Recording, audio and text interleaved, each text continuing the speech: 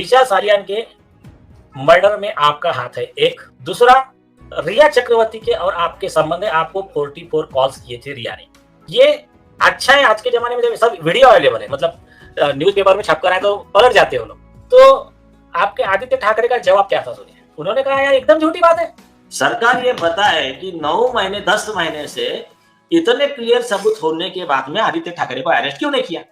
डिनो मोरिया, सूरज पंचोली पे कार्रवाई क्यों नहीं की? कि उद्धव ठाकरे, आदित्य ठाकरे गवाह को लालच देना, जैसा दिशा सालियान के इसके विटनेसेस को वगैरह वो किशोरी पेडनेकर से लेके रोहन राय से लेके जो भी है वो लोग मैनेज कर रहे थे। ऐसे कई चीजें हैं। सुशांत सिंह राजपूत मामला जो लगभग आज से 3.5 साल पहले शुरू हुआ था, इस पूरे मामले में कई बड़े खुलासे हो रहे हैं। पर वहीं पर बॉलीवुड ने एक बार फिर से अपना असली चेहरा सामने लाकर रख दिया है। बॉलीवुड के कई लोग निकल के आकर खुलेआम बोल रहे भैया हमारा पैसा और हमारी पिक्चरें हम जिसको भी लॉन्च करें।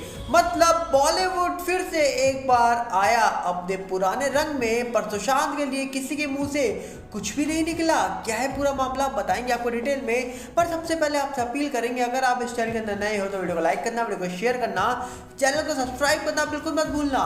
यहाँ पर अगर हम बात करें सबसे पहले तो जहाँ पर देखा जा रहा है कि सुशांत सिंह राजपूत वाला मामला जो लगभग 3.5 साल से चल रहा है, इस मामले में कई बड़े खुलासे हो रहे हैं, कई बड़े दावे हो रहे हैं और उन दावों के बीच में देखा जा रहा है कि किस तरीके से इस पूरे मामले में कई बड़े वकील जज साहब निकल के आ चुके हैं। जहां पर देखा गया कि बड़े बड़े लोग बड़े बड़े दावे कर रहे हैं, वहीं पर इस पूरे मामले में कहा जा रहा है कि जब से बड़े नेता और अभिनेताओं के बारे में बातें निकल के आ रही हैं, चर्चाएं शुरू हो रही हैं कि इस मामले में इसका हाथ हो सकता है, उसका हाथ हो सकता है, तब से ही कहा जा रहा है कि मामला बहुत तेजी से आगे बढ़ता हुआ नजर आ रहा है। जहां पर सुशांत की पूर्व मैनेजर दिशा सालियान वाले मामले को लेकर भी सवाल उठाए जा रहे हैं।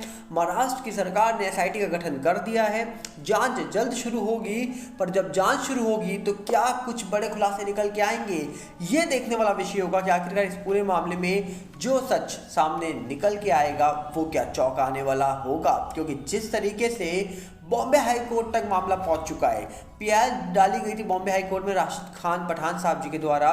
मामले की सुनवाई 6 दिसंबर को थी। उम्मीद थी कि 6 दिसंबर को कोई बड़ा फैसला आएगा, पर सुनवाई टाल दी गई क्योंकि 27वां नंबर था केस का और उस दिन वो आ नहीं पाया। तो अब इसकी सुनवाई 17 जनवरी 2024 को बताई जा रही है। 17 जनवरी को तो कहा जा रहा है कि गुरु गोविंद सिंह जी जयंती है, तो क्या उस दिन कोर्ट ओपन होगी? क्या उस दिन मामला, इस वक्त कहा जा रहा है कि इसकी चर्चा हो रही है, वो कोर्ट में उसकी सुनवाई होगी? पता नहीं, कहा नहीं जा सकता।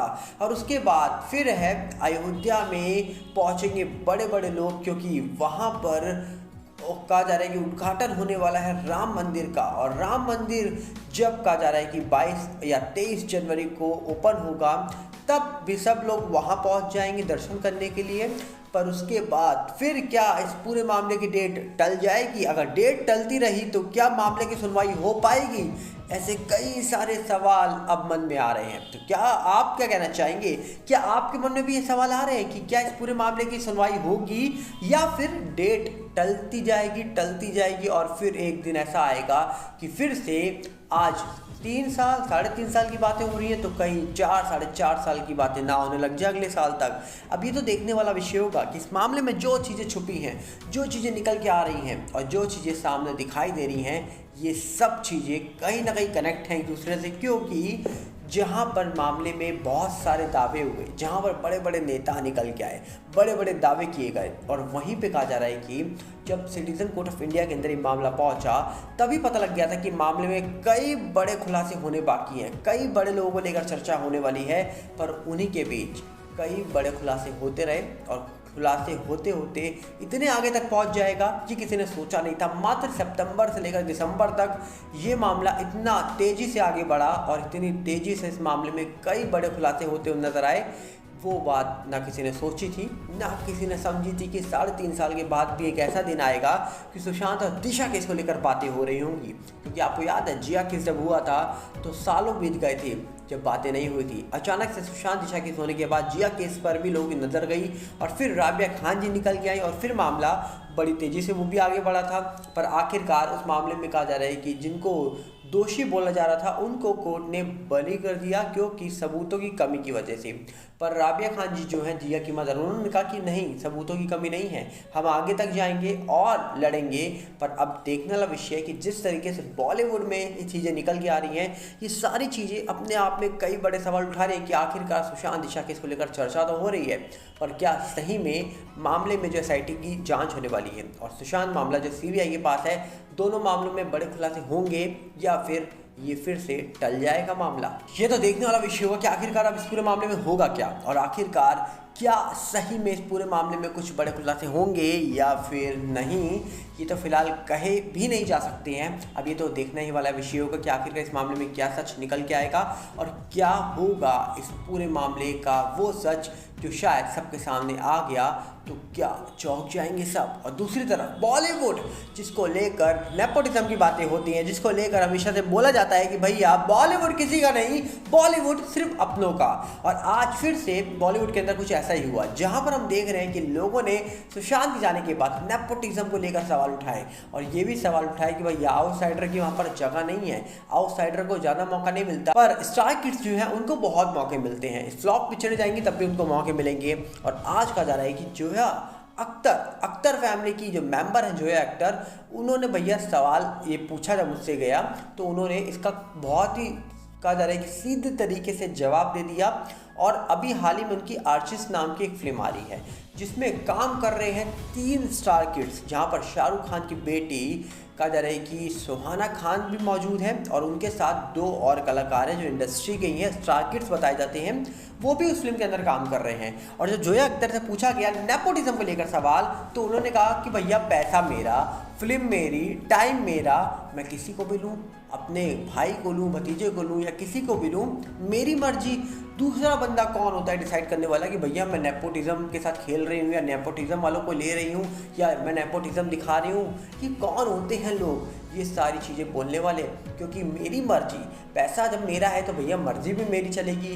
तो ये सारी बातें कहा जा रही है कि हाल ही में इंटरव्यू के दौरान उन्होंने जब बोली तो लोगों ने कहा कि करारा जवाब दे दिया उन्होंने उन लोगों को जो कहते हैं कि भैया बॉलीवुड के अंदर नेपोटिज्म है, लोग सिर्फ अपने भाई को ही मौका देते हैं, आउटसाइडर को मौका नहीं देते हैं। तो कहीं ना कहीं देखा जाए नेपोटिज्म, शांत भी ये बात बोलते थे और हम भी ये बात बोलते हैं और मानते हैं कि नेपोटिज्म हर जगह है। आप प्राइवेट से गवर्नमेंट सेक्टर पे जाइए और सबसे बड़ा एग्जांपल तो आपके सामने ही है।